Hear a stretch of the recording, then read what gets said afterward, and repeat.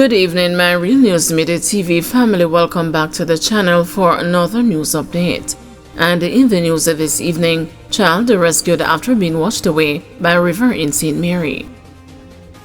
Following an incident on Sunday where a child was rescued after being washed away by a river, Member of Parliament for St. Mary Southeastern, Dr. Norman Dunn, is appealing to parents and guardians to be more attentive.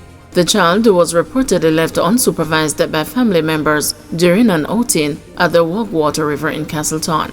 While at the river, the child was swept away downstream, and had it not been for a resident who spotted the child floating, we could have very well had another incident of drowning in St. Mary. I am appealing to parents, guardians, and the family members to be aware of river surroundings, not just in St. Mary, but elsewhere, Dunn told the news. Additionally, they are to ensure that children are monitored and properly supervised during every river visit. A child can only be a child, and once water is involved, it is only natural that they will be inclined to explore.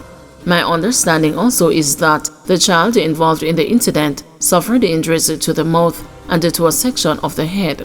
Thankfully, the toddler is alive, Dunn added.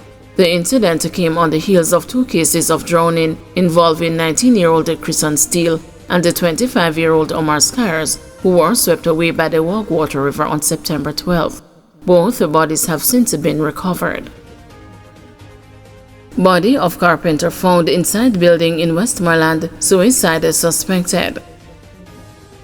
The Withorn police in Westmoreland are investigating a case of suspected suicide in the community. The body of 43-year-old carpenter Richard Ruddock of Hertford in the parish was on Sunday morning found suspended by a piece of rope around his neck inside a building.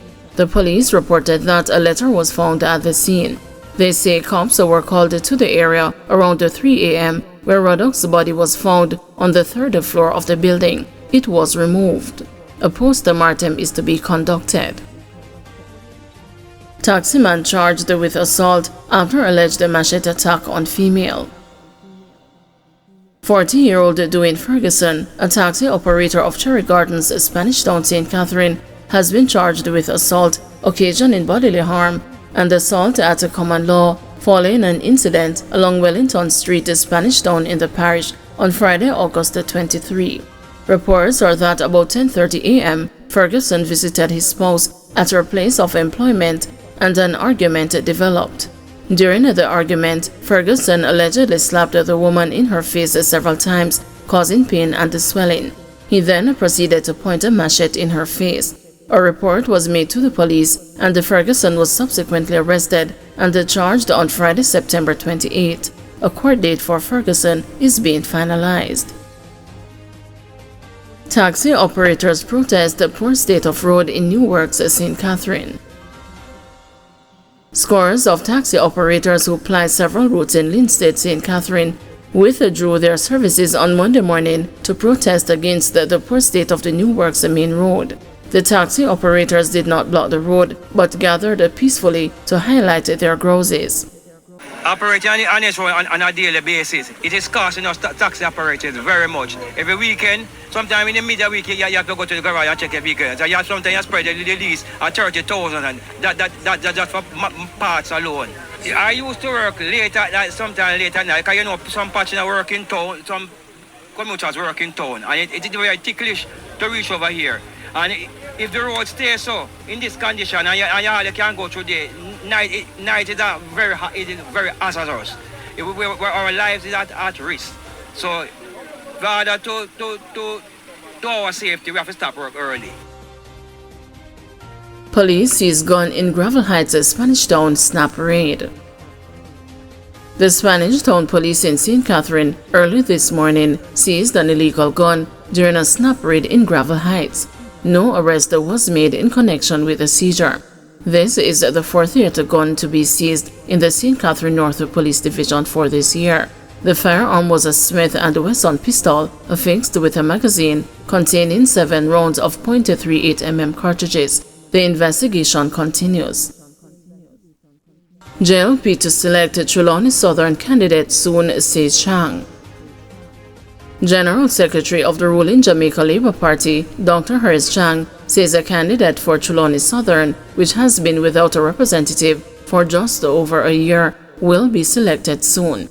This will be done before our general conference, which is due in November, Chang told the news on Sunday.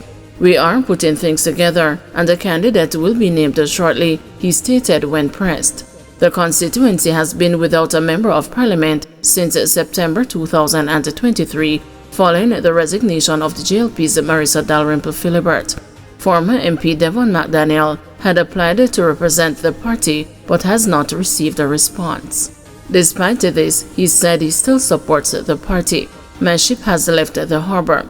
However, I am a party man and will support whichever candidate is chosen. Lockup deaths indicative of inhumane conditions, says attorney. Attorney at law Clive Monroe Jr. believes that the recent deaths in lockups are indicative of the deplorable conditions which inmates and the correctional officers contend with.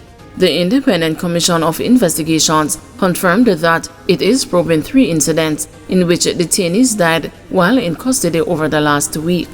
Indecom Commissioner Hugh Faulkner, speaking with the news on Sunday, said that 2 of the detainees died while being held at the Halfway Tree Police lockup in St. Andrew in the space of 3 days. David Sechel, 59, was found unresponsive in his cell on September 23, whereupon he was taken to Kingston Public Hospital, where he was pronounced dead. Then on September 27, the other detainee, Donovan Phillips, 68, was observed to be in distress in his cell, Mr. Faulkner disclosed. He too was taken to Kingston Public Hospital, where he was pronounced dead. In 2 of the 3 incidents, the deceased remandees were held at the Halfway Tree Police Station. On September 23, 2024, Mr. David Sechel, 59 years old, from Padmore District, St. Andrew, was reportedly found unresponsive in his cell. Mr. Sechel was transferred to the Kingston Public Hospital, where doctors on duty pronounced him dead. On September 27, 2024, Mr. Donovan Phillips, age 68, of a Beeston Street address, was reportedly observed to be in distress in his cell. Mr. Phillips was taken to the Kingston Public Hospital, where he was pronounced dead by the doctor on duty. In the 3rd case, Mr. Patrick Perry, who on September 21, 2024 was remanded by the court and being held at the Buff Bay Police Station, was reportedly assaulted while in custody. Mr. Perry, who was severely injured, was taken to the Anota Bay Hospital and later transferred to the KPH, where he succumbed to his injuries on September 29, 2024. Attorney Clive Monroe said there is an urgent need for improvement to the infrastructure of lockups and the prisons. He said the issue of inhumane prison conditions was highlighted in the recent appeal case of dancehall entertainer Vybz Kartel, real name Adidja Palmer. The attorney also voiced the concern that correctional officers are also subject to the same dehumanizing conditions.